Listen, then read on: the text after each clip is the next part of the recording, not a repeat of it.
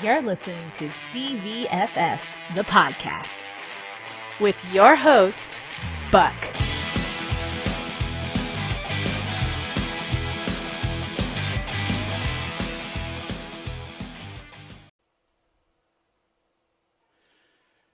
Hey guys, and welcome to the podcast. This is Buck with CVFS. I hope you guys are having a great day in Georgia.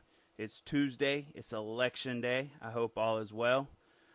Something I hope you all got out and did today was vote. I actually went out and voted Friday, casting my vote early.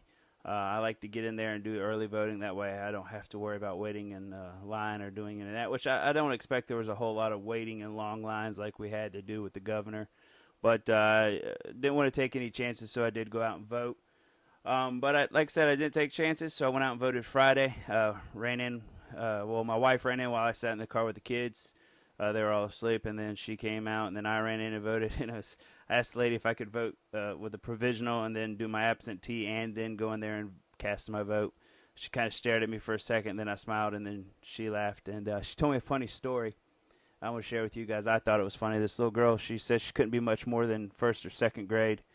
She was in there with her mom, and her mom went in there and she voted, and she came back and said, "Can I get the absentee ballots to take to my parents? You know, they're not capable of driving." So she took absentee ballots. Her parents filled them out. She brought them back, and they filled them out. And when they got everything done with the process and all, her little girl looks at her mama and says, "Now, Mama, don't you know it's wrong to vote more than once?" And that's right there when I knew that young girl was going to grow up to be a conservative, or at least Republican. But I thought it was funny that that little girl, it must be well talked about at her school that it's not right to vote more than once. But anyways, I just thought it was funny. So we're going to get right on into our local news. What's going in our local area right now. One of the things that kind of stuck out for me was that some things going on, obviously, is in our daily paper, in our Valdosta Daily Times, was that Tuesday was our runoff election. And, of course, that made it into our local paper. And I actually read the local paper. That's where I get some of my actual information from. And that's where I go to the local paper is to get my news, because that's what I like to battle is my local area, my local daily news. And then, that's where I go to. So I read that newspaper, and I read a little bit about the duties of the Secretary of State to include overseeing elections and making sure the electoral process in Georgia is secure. Now, that was the first thing they put. Obviously, they put that because of everything, the stipulations that they went through with our former Secretary of State, Brian Kemp. They obviously had some questions that came up about whether or not he was capable of doing his job after everything that went down that Stacey Abrams claimed he was doing. So, but there's enough about that. But they said that's just part of his job. They go on to talk about the approving state insurances, state licenses, monitoring and registering both businesses and individuals providing professional services in the state, and protecting the public from fraud and malpractice, which to me is really important. And I hope that whoever they get in, and if you watched my little clip on Instagram today, it's not my job to tell you who to vote for. It's your responsibility to do your due diligence, to research and to check into who's the right person to vote for. So that's my opinion on the matter on that. So, but that was what was in our local paper today. Something that was really impressive to me, really kind of hitting home in our Eccles paper, was that nearly 60% of our county's registered voters turned out for the November 6th general election, that's a high turnout for voting. In my opinion, that 60%. Now, I can't help but wonder what those other 40%, do they just not care? Like, how do you not? I mean, like, no, I'm just not going to vote. It doesn't matter. My vote doesn't count. So-and-so runs it. If you feel like your vote doesn't count, that's fine. But go vote anyways. If it doesn't count, then vote. I mean, it doesn't make any sense to me. I've gone round and round with people, and they choose not to vote because they think it's rigged anyways. And if it's rigged, then still go vote. Just don't matter. If you're not going to vote, it boggles my mind. But I can't figure out what the other 40% of registered voters were doing that they couldn't go out and vote. And don't say that you didn't have time to go Tuesday, because the polls open for early election. But nearly 60% of the Eccles County eligible voters turned out for the November 6th general election. And I know somebody saying, well, those 40% were the people that were suppressed. I don't think that's the case here in this situation. Now, we do know that Kemp barely avoided a runoff because he accumulated just over 50%. But one thing I'm curious about, and I want to call Eccles, is the locally county SPLOS was renewed with a 620 Eccles County vote yes, and 458 voters voting against the renewal of the 1% sales tax. I voted no. We'll go ahead and tell you. I'm always against an increase in tax. I think taxation without representation is theft. I think it is wrong. I want to pay less taxes. I'm always for deregulation of the government. I think the less taxes we pay, the less government involvement we have is a good thing. I'm the type of conservative libertarian is I shouldn't have to get a permit and pay money for it to build a porch on my back end of the house. If I want to have a back porch, that's my business. So my thing is the government should mind their business and not run mine. So that's just my personal opinion.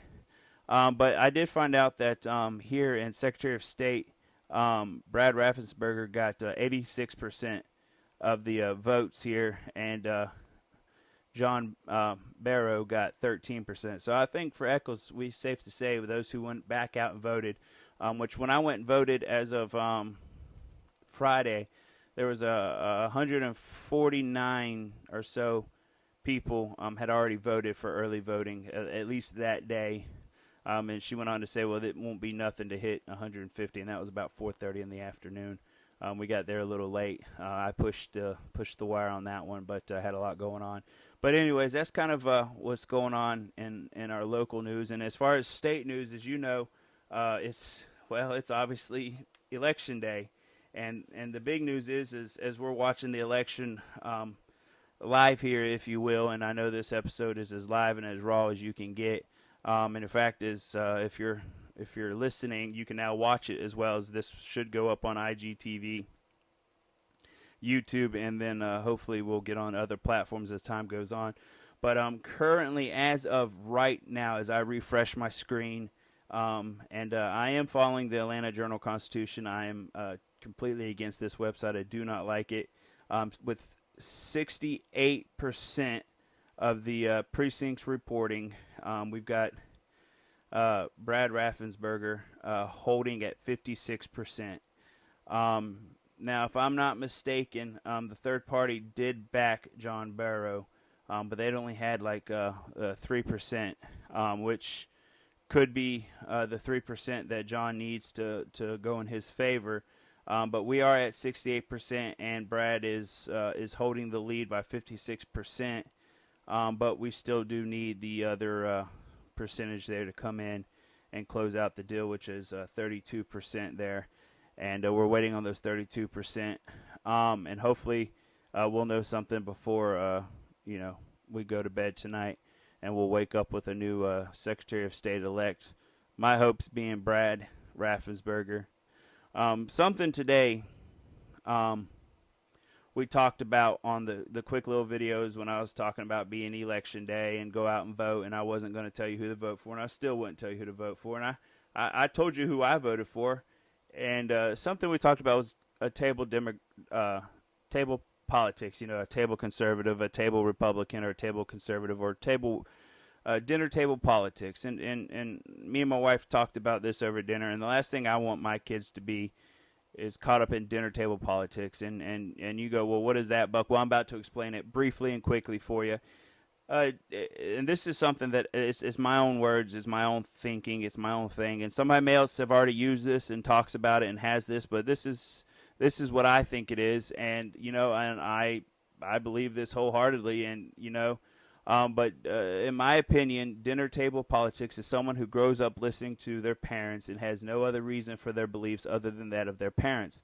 Now, I'm not saying that's always bad, but if you're a Democrat or Republican just because mommy and daddy says this is who you are and this is what you need to be, then, you've done no research. You've done no thinking outside of that because of your parents. Now, my parents are Republicans, and they're probably Republicans because that's the right thing to do, or what they were told, or what they were taught. Now, if I'm not mistaken, and growing up in my dad's early years, my grandparents were Democrats, and as things changed, my grandfather in his later years become a Republican, and my dad was a Republican. My mom's a Republican because her parents are Republicans. But I'm not like my parents. I'm a libertarian, conservative libertarian, and I don't claim to a party of Republicans. And I remember when Trump was running for office, they're like, you need to get behind the Republicans. And I'm like, Dad, I'm not a Republican. And you would think he was had a heart attack. I mean, it blew his mind that I was not like him or like the family. And this isn't how I raised you to be. It was hilarious to me. It couldn't wrap his head around that I was independent and I didn't claim to a party, and I claimed to what was best for my country and best for my family. And that's what dinner table politics to me is, that you grow up what you've heard around the dinner table, and you've done no research. You've done no checking into. You don't know what you are just because. And I would suggest it would behoove you to look into it. Look into the people. Research. One of the things when I looked into Brad Raffensperger, he backed that HB 954 bill that I wanted to see signed. That I'm still trying to get Brian Kemp to let me know whether or not he was for. He's pro-life. These things that I stand for.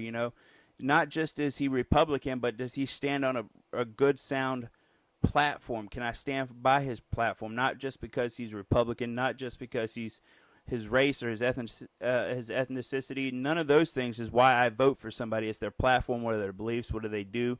That's why you vote for somebody, not because mom and dad told you, or your friends are, or your college professor, or whatever the case may be. Do your research, do your homework, do what you're supposed to do, and go from there. So that's what I was talking about in that brief little 1-minute video on Instagram today. That's to me is dinner table politics, and that's someone who just grows up listening to their mom and dad and has no other reason for their beliefs in politics other than that of their parents. And I think you see a lot of that today.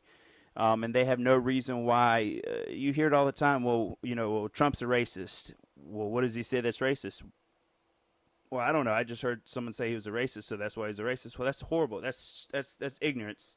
That's stupidity, in my opinion, and I don't care whether you like it or not. That's just it's ignorance, and you need to do your research, do your homework, and find out what these people truly believe. And there's this crazy thing out there now, y'all. It's gonna blow your mind. It's on your computer, and you can go onto this thing, and it's called Google. Yeah, and you can put in this on your keyboard. You type in a question, and you type in stuff, and you can pretty much find out anything you want about somebody, especially famous people. You can find out about politicians, what bills they've signed, what bills they believe in, what they didn't sign. I mean, you can find out whatever you want. It's all out there. So don't say, well, I just don't know where to start. Start with Google, because if you know how to Google who won the Super Bowl last year or who won the Super Bowl 20 years ago, then you can find out about these politicians. If you truly care about your country, you'll do your homework, and you just won't be stand behind some political party just because your friends are, or your mom and dad did. You'll actually have a brain and use it for the right thing, and find out why you stand behind the people you stand by, and not just waste it and be a wasted vote. But anyways, that's what I mean by dinner table politics, or a dinner table Democrat, or dinner table. It could go either way, Republican, conservative. I don't want my kids to be. I want them to know why we are conservative. I want them to stand and say, no, I'm conservative. I surely don't want them to be socialist. I mean, that could be the worst thing for this country, is to be socialist. I hope they grow up to be, conservatives who stand for this country, who stand for the flag, who stand for the Pledge of Allegiance, who stand for the national anthem and don't kneel. But, I can only raise them the best I can and let them know, look, listen, do your research, do your homework. And now at this point I'm just ranting on about something I care a whole lot about. So that's where I stand on that, on dinner table politics. I don't have anything really in federal news today for you guys. I thought Trump did a fantastic job at the Christmas tree lighting. I enjoyed it. he seemed overly enthusiastic about saying Merry Christmas, which I still love to hear. It brings a brings joy to my heart to hear Merry Christmas instead of Happy Holidays. One thing, man, this has blown my mind, and this has nothing to do with politics, but I took my kids out twice this year. I know it's only the fourth, but I cannot find any houses with Christmas lights on them. I mean, we went tonight and spent a half hour looking, and we went through one neighborhood, and it had like 100 houses in it, and there may have been like 7 houses with Christmas lights on it. It blew my mind. I'm like, what in the world? Where's everybody's Christmas spirit? My wife's like, it's probably still in their wallets. And I'm like, that's very true. I guess they're saving all their money for presents. But it seems to me like when I was a kid, it just seemed like there was a lot more houses with Christmas lights. Or maybe just the houses stood out. But it was hard. My kids got bored so easily. Like, where's all the houses? Where's the houses? I'm like, kids, I have no clue. And I know I live in a little old town, but it still seemed like there would be a lot more houses. But anyways, guys, well, hey, we're going to take a quick break right quick, and then we'll be right back with our VA segment, and then our breakdown of the U.S. Constitution. Excuse me, the breakdown of our Georgia Constitution. I'll get it right one day, guys. And then our VA segment for the vets.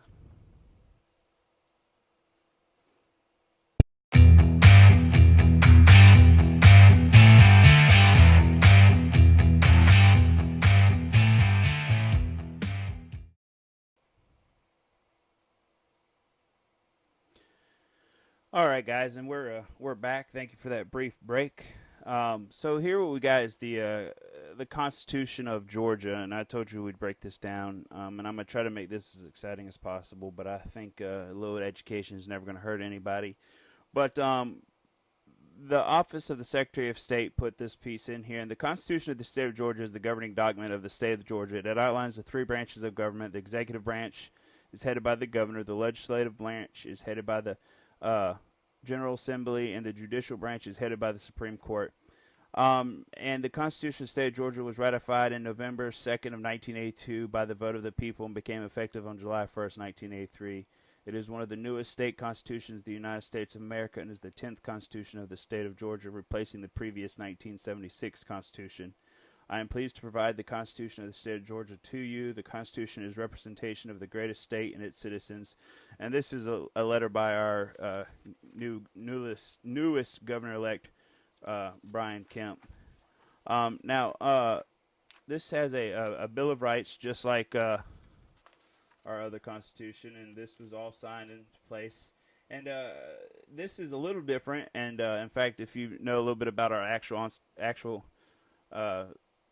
Declaration of Independence and stuff like that, the life, liberty, and the pursuit of happiness used to say the pursuit of property, but then they were worried about slavery and different things like that, so they changed it. But ours actually says the life, liberty, and property. No person shall be deprived of life, liberty, and property except by due process of law. So that's in the first paragraph. This is the Article 1, Bill of Rights, Section 1, Right of Persons. But one of the things that I want to jump out, protection of person, property, and equal protection. This is the second article. This second paragraph. Person and property is the paramount duties of the government and shall be impartial and complete. No person shall be denied the equal protection of the law. So meaning you shall get protection by the cops. There's no one's above or below. No one's higher or better or more or deserves more protection than each other citizen. And then the freedom of conscience. Each person has a natural and ineligible right to worship God, each according to the dictates of their person's own conscience, and no human authority should in any case control or interfere with such right of conscience. And to me, I really like that, and I kind of wish that was part of our U.S. Constitution. To me, that's more important because it says that I have an ineligible right to worship God according to how I dictate my own conscience, and no human authority should in any case control or interfere with such right of conscience. Which tells me that if I got up and preached a sermon in my church, that how I see fit should not be considered and I'm treading lightly here. Well, actually, no, I don't care. I'm not going to tread lightly. It's not going to be hate speech. because you don't agree with it, or offends you because the Bible says it's wrong. So if you don't like it, then don't listen to it. If it hurts you, then it's probably true.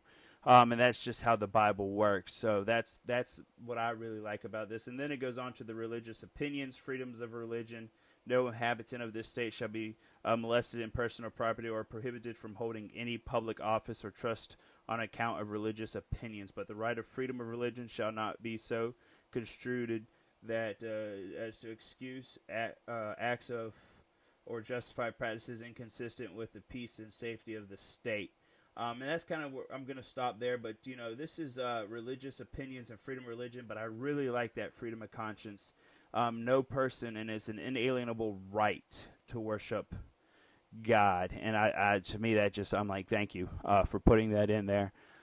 You rock. You're awesome. So that's where we're going to go there. Then we're going to, let's take another quick little break, y'all. I know we took one for the to get to the Constitution, but I had to get some things prepared for this. So let's take another quick little break, and we'll be right back after this for the moment with the vets segment. Thank you, guys. Please state the flag of the United States of America. To the flaglet, which stand one nation and God, indivisible, to be and honor all. All right, guys. So we're back here. I hope you guys enjoyed that little piece there. Now, I know this vet segment here, I give you information on how to help with the VA and how to fight them, how to overcome some things, give you some lingo, some words that help you fill out paperwork and all. I've been fighting them for 4.5-5 years now, so I've kind of got some ideas on how to do it. But I kind of want to take a different approach today. Something that popped up in the news, and my wife actually found this and brought it to my attention. It actually happened to me. I'm going to school for business law, and I'm working on that. Was working towards becoming a lawyer. Still am trying to work towards that. But I noticed in my last 2 payments, they were less than normal for my school payments. We get BAH for while we're in school, and I noticed that it was like $100 off, and I was like, well, maybe it was my class started off a little different. Maybe the next one will be right, and I thought it was just prorated. But it threw me because I started school in October, but my November was prorated, so it just was weird. But I didn't think anything about it. I figured they'd get it right. But then she showed me this, and now I figured out why. And I know you're like, well, why didn't you call? But usually the VA gets it right, and then they'll either deposit the money or there's no sense in calling. They usually, they'll find their mistakes for the VA education side, not sure benefit side. But what was going on was there's the Forever GI Bill that Trump signed back in July of 2017.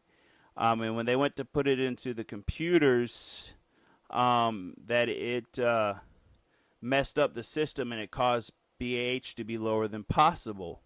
Well, when people called to say, hey, well, when are we going to get the differences, they said that you'll get it sometime soon.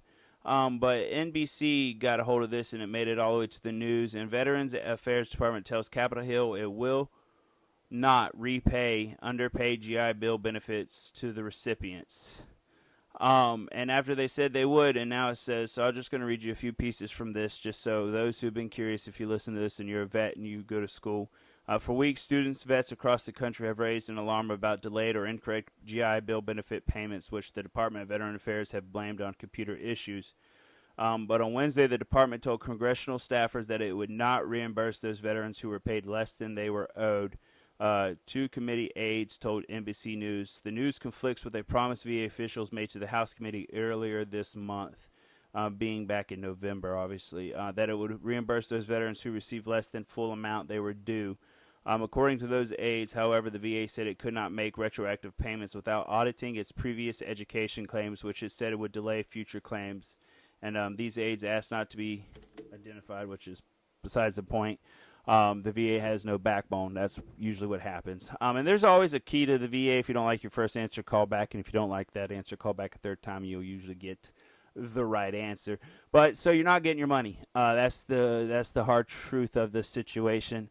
They've pushed off the forever GI Bill into next year, 2019. They'll start it. They're kind of floating that bill that Trump signed into place, and they've gotten, I guess, permission to do so. So they've signed that into place. So it's not going anywhere. They're not going to get your money. No sense in calling, guys. I hate it. I'm still waiting on my pay for this month. I still haven't got it. It usually comes in right on time on the 1st. It's which was a Saturday, so I should have got it Friday. But it's now Tuesday, and they said it could take up to another 15 days. And schooling is a huge part of my pay. So they say in the Air Force that the key to air superiority is flexibility. So just be flexible is all I could say, guys. I wish I had better answers for you on this VA segment. But a lot of times if you'll check with your banks and your bill collectors and all that and let them know what's going on, they're usually pretty helpful because they understand that there's no winning with the VA. But anyways, guys, that's all we have for today for this podcast. Thank you for listening. And as always, I get tired of being annoyed by liberal media. So thank you for listening. You heard it here. You heard it first. This is CVFS, the podcast.